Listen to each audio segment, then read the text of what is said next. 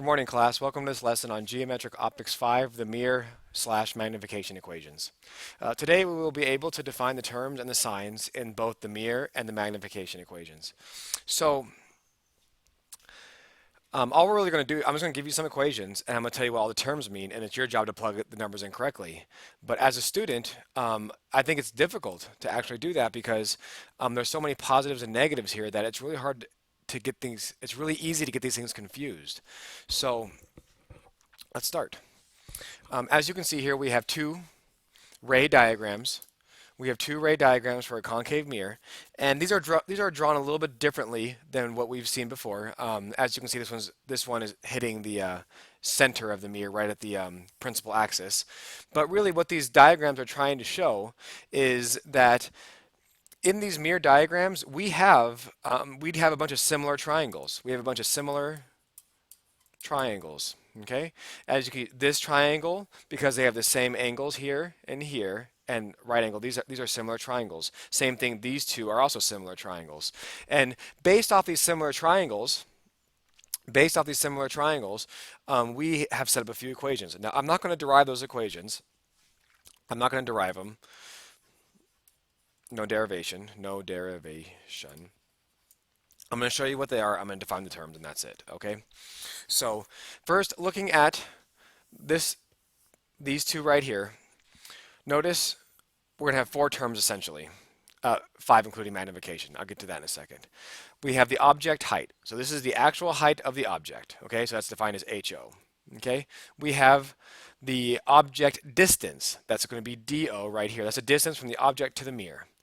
Then we have the image distance, DI, the image distance, and then we have the image height.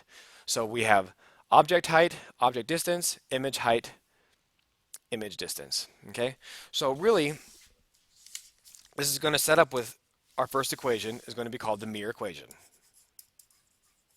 The mirror equation. If you know any two terms, you can figure out the third one.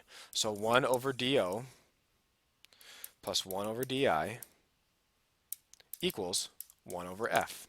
Okay, so if you know the focal length or the image distance, you can find the object distance. Or if you know these two, you can find that, or by anything here. The only difficulty with this equation essentially is the fact that you have fractions.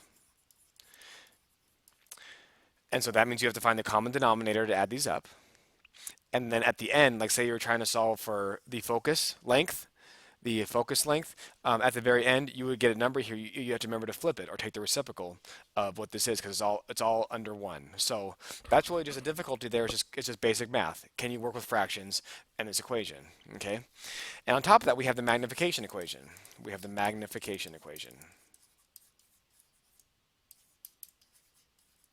And so we're going to introduce our fifth term here. Magnification equals image height over object height, which is the same thing as negative image distance over object distance. Okay, so these are our two equations, actually multiple equations, but I'm going to show you in the next page. So when I wrote that equation out right there, the magnification equation, I'll write it again right here. M equals HI over HO, which equals negative DI over DO. Okay, that means this really is like three equations right here. That means magnification equals HI over HO. It means magnification equals negative DI over DO. Or it means HI over HO equals negative DI over DO.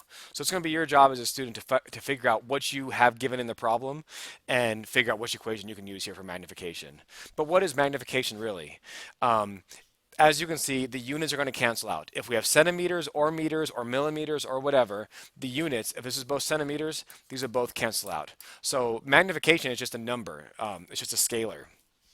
So if I got a magnification to be 2.5, that means I'm going to have a diagram in which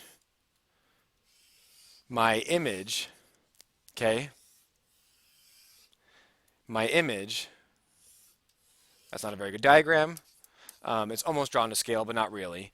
My image here is going to be 2.5 times greater than the object. So if the object was 10 centimeters tall, the image right here would be 25 centimeters tall. Okay, so that's what that means. So if magnification is greater than 1, it's larger image than object. And if the magnification is less than 1, it's going to be a smaller image than the object. Okay, and that's pretty much it at this point. All you have to do is plug these numbers in, and we have these equations because we want to have an exact number for the things we solve. These ray diagrams are good. They can tell us that an object will be bigger or it'll be inverted or whatever, but we want to have an actual number. If I put an object here, where will it project later? Exactly. Tell me exactly. So, um, so what's going to happen on a test typically is that you're going to be given a ray diagram with numbers on it, and maybe you have to solve for something later, or maybe you're going to be given the numbers, you have to solve for it, and then draw the ray diagram. So these things go hand in hand. Okay, these are not exclusive; they go hand in hand. So all I need to do for you now is define some terms. The hardest part about this is being able to make sure you plug in the correct numbers. So that's the hardest part, is plugging in the correct numbers. Okay? So really, if my focal length is positive, my focal length is going to be positive for a concave mirror. And my focal length will be negative for a convex mirror. For a concave mirror, the focal length is in front of the mirror, so we're going to call it positive. And for a convex mirror, my focus is behind the mirror, so we're going to call it negative. So if you are given a convex mirror with a focal length, you have to plug it in as a negative number. And typically, it's not going to be given to you in the problem as a negative number. So in the problem, it will typically say something like, the focal length is 10 centimeters for a convex mirror. You are going to need to make sure you plug into the equation negative 10 centimeters. Okay? So our next one is going to be object distance. Object distance. And the distance, DO, is positive when the object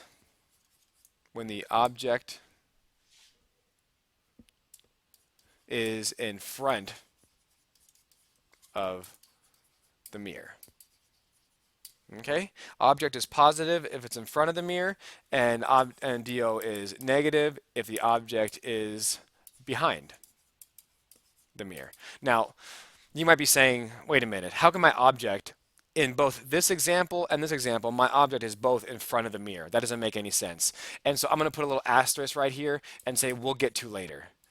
We will get to later when we do multiple lenses. Okay, so this is going to be a little bit different later. Okay, so honestly, you can probably ignore this one for the most part right now.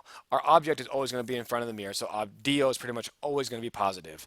Okay, we will get to this thing later, and I'll explain it. Okay, image distance. DI is positive if the image is real or in front of the mirror, and DI is negative if the image is virtual or behind the mirror. So if you were solving an equation for a concave mirror, that we get the image in front of the mirror, if your ray diagram shows the image in front of the mirror, your image distance should be positive. Okay, it should be positive. And if you're doing a convex mirror or a concave mirror that is in front of the focus, that's right here, okay, then it's going to be behind the mirror. So DI is negative when it's behind the mirror or a virtual image. And magnification. M is positive for an image that is upright with respect to the object,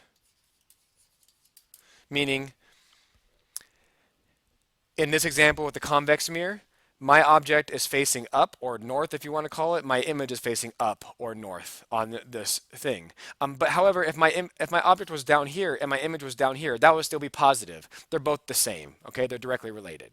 Okay, and as you can probably imagine, M is going to be negative for an image that is inverted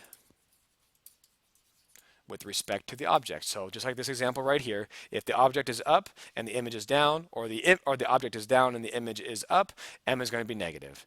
And so that's pretty much it. They are simple equations. It's just working with fractions, which can be a little bit tedious, so be careful there. And um, and then it's just making sure you plug the numbers in correctly. And I can almost guarantee you that most of your frustration, especially if you have the answer key, is going to be you're going to solve it out, and then you're going to look at the answer and go, wait a minute, how'd that happen? And most of the time it's just because there was one negative number there or one positive number that you plugged it in incorrectly. So it's just practice. Like everything else in this class, it's just practice.